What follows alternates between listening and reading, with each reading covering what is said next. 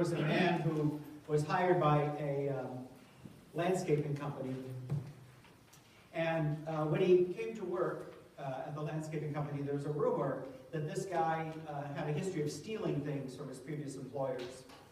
But the landscaping owner decided that, he'd take a chance on him and let him work for him. So the foreman and the people working with the landscapers noticed that he was a very diligent worker. He was a very hard worker. He did more work than anybody else, even on his breaks. And in fact, when other people were taking breaks, he'd have a wheelbarrow full of dirt, and he'd take it outside the gates of the landscaping yard and empty it out, and then he'd come back, and they noticed him going out the gates, with these wheelbarrows full of dirt. And the owner of the company thought, you know what? I bet there's something in that dirt. I bet he's stealing trowels or something. I bet he's got something in that dirt. And so one time he's going past with a wheelbarrow full of dirt, and the guy stops me and goes, we've instituted a new policy now. We have to kind of inspect the dirt before it goes outside the building, whatever. So he pokes through the dirt, there's nothing. So this goes on, and a couple more times the owner or one of his foremen stops the guy and pokes through the dirt, just kind of spot checking it. And each time he does it, there's nothing in the dirt. What do you think of that? Well, let me tell you what the story is. He wasn't stealing anything in the dirt. He was stealing wheelbarrows. Now, here's the point of the story. The point of the story is that we get so focused in digging in the dirt, in the small stuff, and in our preconceived notions of things, that we lose sight of the big picture. The big picture. And the big picture is the wheelbarrow. And the big picture is Jesus telling us the new commandment in the gospel today. If the disciples, the followers of Jesus, the apostles, and the scribes and the Pharisees, and all those people that Jesus encounters in his life, and this gospel passage, this takes place before the crucifixion. It's kind of out of order. It's not an Easter gospel as such. It takes place just before the crucifixion. But all the people that Jesus encounters are really stuck on the small stuff. You didn't wash this plate before you didn't purify this, you didn't purify that. Why is this perfume being used to wash your hands? You're preaching on the Sabbath, you're healing on the Sabbath. Why don't you do this? Why do you do that? All the small stuff. And what does Jesus do each time? Each time he deals with the scribes, the Pharisees, the apostles who get stuck in the small stuff. What Jesus does is try to broaden their view and move them away from the small stuff to the big picture. And the big picture is that God loves everyone, and that God is love, and that Jesus loves us. And just as he loves us, we are to love others. The big picture is the new commandment. You notice it's not a suggestion. Jesus doesn't say, this is my suggestion. It would be kind of cool if you kind of, sort of, would love each other. He doesn't do that. Commandment is a strong word, purposefully. And he brings us with that commandment to love others to the big picture. And that's the big picture. About this particular commandment and about the command to love others, it has been said that the commandment is incredibly simple. It is so simple that a child can understand it, and it is so simple that we grown-ups should be ashamed of the way that we don't do it. So simple that a child will understand it, and so simple that we who are older should be ashamed of the ways in which we don't do it. It's that simple. It's a real challenge to love everyone. And in the world in which we live today, it seems to be more and more challenging. There's the them and the us. There's the other and there's the us. That's nothing new. If you go back to that first reading, remember the first reading that David started with this morning, is the apostles are grumbling that people have come into their space who are not like them. I mean, the resurrection's barely a few years old, and they're already complaining about people who are not like them. And to love, this is unequivocal. My commandment is to love one another. Who's the one another? It's not people who look like me. The one another is the human race. Love one another as I have loved you. This is the one who died on the cross for me. That's how much he loved me. This is the one who forgave those who crucified him. This is the one who forgave the thief hanging on the cross next to him. That's the one who loves me. And so the mandate, the command, is to love others like that. So you can see how we fall down sometimes. It's a tall order. But nonetheless, we should be aware. You know, I had this, years ago I used to do therapy. I used to do treatment. I work per diem now as a forensic psychologist, still into my retirement. But back in my day, I had this one woman who used to come to my office for treatment. And she was living with her elderly mother. And she would come in and she would talk about having these screaming fits at her elderly mother. She would just yell at her elderly mother. She'd get really impatient with her. And in fact, the mother came in with her a couple of times. And the mother's just this little old lady, you know, and she's a really sweet woman. But this woman, her daughter, was just insufferable. And so I remember one time I had this revelation. She's talking to me and she says, I said, well, what are we dealing with today in therapy? I have to address this guilt that I have for yelling at my mother. And I think I just snapped and stood up and said, you know what? You should feel guilty for yelling at your mother. That's not the problem. The problem is the way you're treating your mother.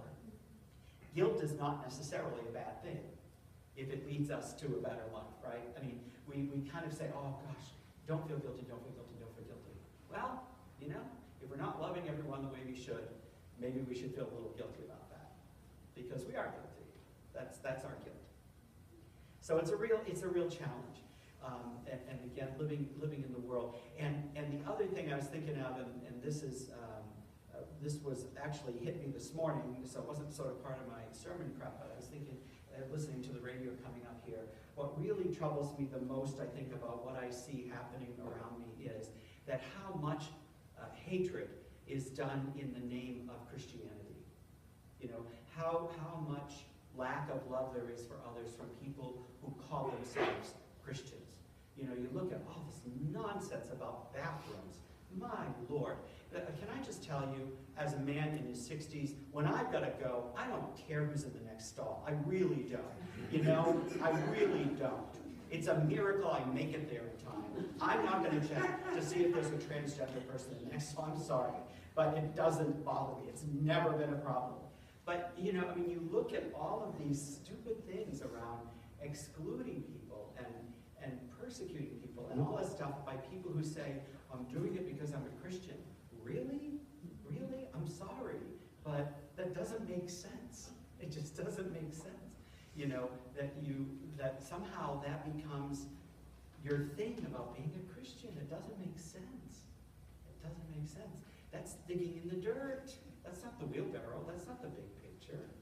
Love one another as I have loved you. That's the default, is to love one another as I have loved you. My first pastor was this very conservative, you know, I started my career as a Catholic priest. I was a Catholic priest for 9 years and then made my lateral transfer to the Lutherans. And he was this old conservative Monsignor. Remember some of the old Bing Crosby movies, you know, with the old priest and the young priest thing? He was the old priest in the Bing Crosby movies. Nice man, but very conservative. Very conservative. And I remember he would do things like, this was in the late 70s, early 80s, and he would do things that you would not associate with an old priest. You know, I was at St. Patrick's in Lewiston, and I was Catholic chaplain at Bates College. And St. Patrick's is a huge church, hundreds and hundreds of people every weekend. And there were people that had been married and divorced and remarried who officially, although this pope seems to be lightening up on it, but officially back in those days, definitely under John Paul II, they were not allowed to take communion. And he would give them communion. And I remember in our church, we had an openly gay couple who, in the strictest Catholic teaching, because they were living together, he would give them communion. And you know, there was no worthiness contest at the altar. He would give communion to whoever came to him. And I finally told him, I said, Monsignor Gleason, I just have to ask you. I just have to ask you. You're so conservative. He said, yeah, I know I'm conservative, you know. And so he's kind of proud of it. I said, why do you make those exceptions? And he said, I'll tell you why. Because I want to stand before God, and I want God to tell me that I was too lenient. Because I got something to tell him, which is, look at your own son before you call me too lenient. The one that died on the cross for everybody. You know, he said, I'm not, as a priest, ever going to get between people and God, no matter who they are. And that has been a guiding principle of mine. I've learned so much from him. Even though, I wouldn't consider myself a conservative that way, whatever that means, those labels. But I learned a lot from that conversation about being pastoral first, you know, and being loving first. Love one another as I have loved you is the commandment. Everything else is doctrine and all of that, church doctrine. But the commandment is to love one another as I have loved you. And I'm going to share one other, this is a true story, because I don't know if the Wheelgarth story is true or not, but it's a cool story. But the true story is about parachuting cats. Do you know the story of the parachuting cat? You don't know the story about the parachuting cats? Gosh, you know, now that you've got a Rennies, you've got to get cable, okay?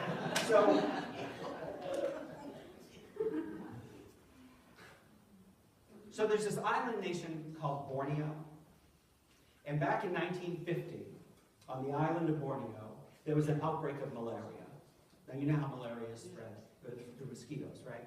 So the leadership of Borneo calls the World Health Organization, and they say, we got to do something about malaria. So the World Health Organization comes in. Now, this is 1950 now.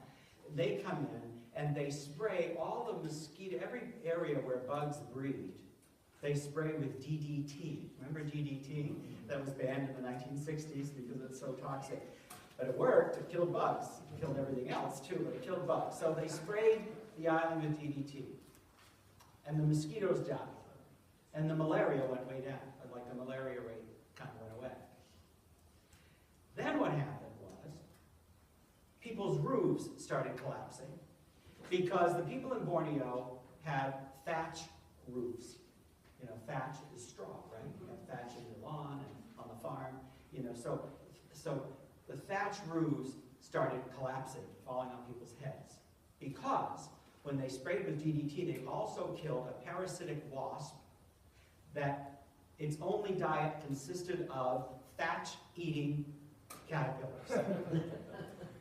So now, the thatch-eating caterpillars are having a field day and eating everybody's roof.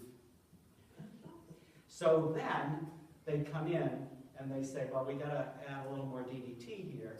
So they DDT the caterpillars. Now, on the island are geckos. You know geckos, that one of them sells car insurance, right? That's a gecko.